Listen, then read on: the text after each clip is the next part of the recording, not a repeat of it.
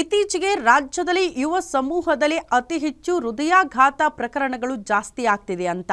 ಊಟ ಕೂತವರು ಮೇಲ ಕೇಳಲ್ಲ, ಜಮೀನುಗಳಿಗೆ ಕೆಲಸಕ್ಕೆ ಹೋದವರು ವಾಪಸ್ ಬರ್ತಿಲ್ಲ, ಮಕ್ಕಳು ಶಾಲೆ ಹೋದವರು ಕೂಡ ವಾಪಸ್ ಬರ್ತಿಲ್ಲ ಅನ್ನುವಂಥ ಆತಂಕ ಕಾರಣ ಹೃದಯಾಘಾತ ಹೆಚ್ಚಾಗ್ತಾ ಇದೆ ಮಕ್ಕಳಲ್ಲಿ ಅಂತ. 2 ತಿಂಗಳ ಅವಧಿಯಲ್ಲಿ 10 ಮಂದಿಗೆ ಇಲ್ಲಿ ತನಕ ಹಾರ್ಟ್ ಅಟ್ಯಾಕ್ ಆಗಿದೆ. ಒಂದೇ ಗ್ರಾಮದ 6 ಜನ ಹೃದಯಾಘಾತದಿಂದ ಮೃತಪಟ್ಟಿದ್ದಾರೆ. ಚಿಟಗುಪ್ಪ ತಾಲೂಕು ನಿರ್ನಾ ಗ್ರಾಮದಲ್ಲಿ 6 ಮಂದಿ ಮೃತಪಟ್ಟಿದ್ದಾರೆ. ನಿರ್ನಾ ಸುತ್ತಲಿನ ಗ್ರಾಮಗಳ 4 ಹೃದಯಾಘಾತದಿಂದ ಮೃತಪಟ್ಟಿದ್ದಾರೆ. ಹೃದಯಾಘಾತದಿಂದ ಸಾವು ಪ್ರಕರಣಕ್ಕೆ ಬೀದರ್ನ ಜನ ಬೆಚ್ಚಿ ಬಿದ್ದಿದ್ದಾರೆ. ಗ್ಯಾರಂಟಿ ನ್ಯೂಸ್ ಎದುರು ಆತಂಕವನ್ನ ತೋಡ್ಕೊಂಡಿದ್ದಾರಂತೆ ಗ್ರಾಮಸ್ಥರು. ಅಲ್ಲ ಸರ್, ಈಗಿಂತೂ ಮನುಷ್ಯ ಇನ್ನೊಂದು ಕ್ಷಣಕ್ಕೆ ಇರಲ್ಲ ಅಂದ್ರೆ ಜೀವಕ್ಕೆ ಏನ್ ಗ್ಯಾರಂಟಿ? ಸಹಜವಾಗಿ ನಮಗೂ ಕೂಡ ಆತಂಕ ಆಗ್ತಾ ಇದೆ. ಯಾಕೆ ಹೃದಯಾಘಾತ ಪ್ರಕರಣಗಳು ಜಾಸ್ತಿ ಆಗ್ತಾ ಇದೆ ಅನ್ನೋದೇ ಗೊತ್ತಾಗ್ತಾ ಇಲ್ಲ ಅಂತ ಸಹಜವಾಗಿ ಬೀದರ್ನ ಜನ ಕೂಡ ಈ ವಿಚಾರಕ್ಕೆ ಸಂಬಂಧಪಟ್ಟಂತೆ ಆತಂಕ ಹೊರಹಾಕಿದ್ದಾರೆ. ಈ ಹಿಂದೆ ಹಾಸನ ಇಡೀ ರಾಜ್ಯದಲ್ಲೇ ದೊಡ್ಡ ಮಟ್ಟದ ಸುದ್ದಿಗೆ ಕಾರಣ ಆಗಿದ್ದು, ಅತಿ ಹೆಚ್ಚಿನ ಹೃದಯಾಘಾತಗಳಿಗೆ ಹಾಸನ ಜಿಲ್ಲೆ ಸಾಕ್ಷಿ ಆಗ್ತಾ ಇದೆ ಅಂತ. ಅದಾದ ಬಳಿಕ ಈಗ ಬೀದರ್ನ ಸರದಿ. ಏನ್ ಬಿಲ್ರಿ, ಇದೆ ಹಿಂಗೆ ಸಂಡೆ ದಿನ ಮನೆಗೆ ಉಳ್ದಾಳ, ಆಯ್ತು ಬೇಗನ ಆಟ ಆಡ್ಕೊಂಡಾಳ, ಹೊತ್ತು ಮನೆ 6 ಗಂಟೆಗೆ ಕುಂಡಾಳ. ಬೇರೆದವ್ರು ಛತ್ತಿನ ಮೇಲೆ ಹೋಗ್ಯಾಳ, ಸರಿ ಮನೆ ಓನರ್ ಸರಿ ಮ್ಯಾಲೆ ಹೋಗಿ ಚಕ್ಕರ್ ಹೊಟ್ಟದಕ್ಕ ತಾಳಕ್ಕೆ ಹೋಗೋ ರೆಡಿ ಅಂದಾಳ, ಬಂದಾಳ, ಆಯ್ತು ಅಲ್ಲೇ ಚಿಡಿ ಮೇಲೆ ಬಿದ್ದು.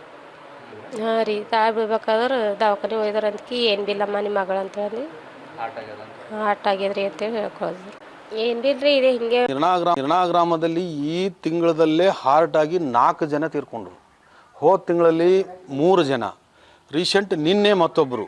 ಈ ರೀತಿ ಬರೀ ಹಾರ್ಟು ಅಂತ ಇದ್ದಾರಲ್ಲ, ಇದಕ್ಕೆ ಏನದೆ, ಯಾವ ರೀತಿ ಇದು ಹಾರ್ಟ್ ಆಗ್ಲಕ್ಕೆ ಕಾರಣ ಏನು? ಇದಕ್ಕೆ ಅಡ್ವಾನ್ಸ್ ಇಂಟೆಲಿಜೆನ್ಸಿ ರಿಪೋರ್ಟ್ ತಗೋತಾ ಇದ್ದಾರಾ ಇಲ್ಲ ಅಂತ ನಮ್ಗೆ ಗೊತ್ತಾಗ್ತಾ ಇಲ್ಲ. ಯಾಕಂದರೆ ಇದು ಜನರಿಗೆ ಯಾಕೆ ಆಲತ್ತ ಅಂತ ಆತಂಕದಾಗ ಜನ ಕುಂತಾರಂತ ಅವ್ರಿಗೇನೋ ಗೊತ್ತದನೋ ಇಲ್ಲೋ. ಬಟ್ ನಮ್ಮ ಬೀದರ್ ಜಿಲ್ಲೆದಲ್ಲಂತೂ ಎಲ್ಲಿ ನೋಡಿದ್ರು ಎಲ್ಲಿ ತೀರ್ಕೊಂಡ್ರ ಅಂದ್ರೆ ಏನಾಗ್ಯದ ಅಂದ್ರೆ ಹಾರ್ಟ್ ಆಗ್ಯದ ಅಂತ. ಹಾರ್ಟ್ ಅಲ್ಲ ಕಾರಣ ಏನು? ಇವತ್ತು ಶರಣು ಪಾಟೀಲ್ ಅಂತೇಳಿ ಹೋದ ತಿಂಗಳಲ್ಲಿ ತೀರ್ಕೊಂಡ್ರು, 30 ವರ್ಷ. ಮತ್ತು ಪ್ರಭು ಶೆಟ್ಟಿ ಬೇಲೂರು ಅಂತ ತೀರ್ಕೊಂಡ್ರು, ಅವ್ರದ್ದು ಸುಮಾರು ವಯಸ್ಸಾಗಿತ್ತು, 70 ವರ್ಷ ಆಗಿತ್ತು. ಅವರು ಪರವಾಗಿಲ್ಲ, ಏನೋ ಆಯ್ತು. ಇಲ್ಲಿ ನಮ್ಮಲ್ಲಿ ರೀಸೆಂಟ್ ಏನಾಗ್ಲತ್ತದ ಸರ್, ಹಾರ್ಟ್ ಪ್ರಾಬ್ಲಮ್ ಜಾಸ್ತಿ ಆಗಿದೆ ಸರ್. ಹಾರ್ಟ್ ಪ್ರಾಬ್ಲಮ್ ಯಾಕೆ ಆಗ್ಲತ್ತದ ಅಂಥೇಳಿ ಅದ್ರ ಕಾರಣ ತಿಳಿಲತ್ತಿಲ್ಲ ಸರ್. ಯಾಕಂದ್ರೆ ಊಟ ಮಾಡ್ಕೊತಾನೆ ಡೆತ್ ಆಗೋದು ಸರ್, ಚಾಯ್ ಕುಡ್ಕೊತಾನೆ ಡೆತ್ ಆಗೋದು, ಓಡಾಡ್ತಾ ಇದ್ದಾಗೆ ಡೆತ್ ಆಗ್ಲತ್ತಾರ ಸರ್. ಹಾಗಾಗಿ ರೀಸೆಂಟಾಗಿ ಈ ಮಂತದಾಗ ಸರ್ 4 ಜನ ಸತ್ತಾರ ಸರ್, 5 ಜನ ರೀ ಈ ಮಂತದಾಗ ಸರ್. ಅದು ಸಣ್ಣವ್ರು ಸರ್, ಅದ್ರೊಳಗಂತೂ ಒಂದು ಸಣ್ಣ ಹುಡುಗಿ ಸರ್, 20 ಇಯರ್ ಕಾಲೇಜ್ಗೆ ಹೋಗೋ ಹುಡುಗಿ ಸರ್. ಊಟ ಮಾಡಿ ಮಾಳಿಗೆ ಮ್ಯಾಗ ಕುಂತ ಸರ್, ಜಸ್ಟ್ ಅಲ್ಲೇ ಸ್ಪಾಟ್ ಡೆತ್ತೇ ಸರ್. ಬಟ್ ಸುಮ್ಮ ಹಾಸ್ಪಿಟಲ್ ತಂದು ಡಾಕ್ಟ್ರ್ ಕ್ಲಿಯರೆನ್ಸ್ ತೊಗೋಬೇಕಂತಂದ್ರೆ ಹಾರ್ಟ್ ಆಗ್ಯದ ಅಂತ ಹೇಳ್ಬಿಟ್ರು ಸರ್. ಹಾಗಾಗಿ ಇಲ್ಲಿ ಮತ್ತು ಇನ್ನೊಂದು ಹೋದ ತಿಂಗಳು ನಮ್ಮ ಮಗಳು ಏನಂದ್ರೆ ಹೃದಯಾಘಾತಕ್ಕಾಗಿ ಹಾರ್ಟ್ ಫೇಲ್ ಅಂತಂದು ಸತ್ತಾಳ್ರಿ. ಡಿಗ್ರಿ ಕಾಲೇಜ್ ಮಾಡ್ತೀವಿ. ಅದು ಏನಂದ್ರೆ ಆಟೋಮೆಟಿಕ್ ಹಾರ್ಟಾಗಿ ಸತ್ತಾಳ್ರಿ. ದವಾಖಾನೆ ಹೋಗ್ಬಿಟ್ಟೆ ಡಾಕ್ಟ್ರ್ ಹೇಳಿದ್ರು ಹಾರ್ಟ್ ಫೇಲ್ ಆಗಿದ್ರಿ, ಮನೆಗೆ ಇರಮ್ಮ ಅಂತಂತ ಹೇಳಿ ಕಳಿಸಿರಿ. ಇದು 11 ತಿಂಗಳು, ಇದು 11 ತಾರೀಕು ಅಂತಂದ್ರೆ 2 ತಿಂಗಳೈತ್ರಿ.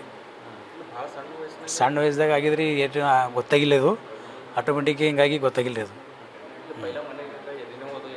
ಏನಿದ್ದಿಲ್ಲ ಏನಿದ್ದಿಲ್ಲ ರೀ. ಡೈಲಿ ಕಾಲೇಜ್ಗೆ ಹೋಗಿ ಬರ್ತೀಳು, ಊಟ ಮಾಡ್ತೀಳು, ಸರಿಯಾಗಿ ಆಟ ಆಡ್ತೀಳು, ಎಲ್ಲ ಮಾಡ್ತೀಳು. ಸಡಲಿಸಿ ಛತ್ತಿ ಮೇಲೆ ಹೋಗಿ ಆಟೋಮೆಟಿಕ್ ಹಿಂಗಾಗ್ಯದ್ರಿ. ನಮಗೆಲ್ಲ ತೋಲೆಲ್ಲ ಶಾಕ್ ಆಗಿ ನಾವು 1 ತಿಂಗಳಾಯ್ತು, 2 ತಿಂಗಳಾಯ್ತು ಊಟ ಇಲ್ಲ ರೀ. ಮನೆ ಊಟ ಇಲ್ಲ, ಎಲ್ಲ ಭಾಳ ಏನಂದ್ರೆ ಹೈರಾಣ ನಡೆದ ರೀ.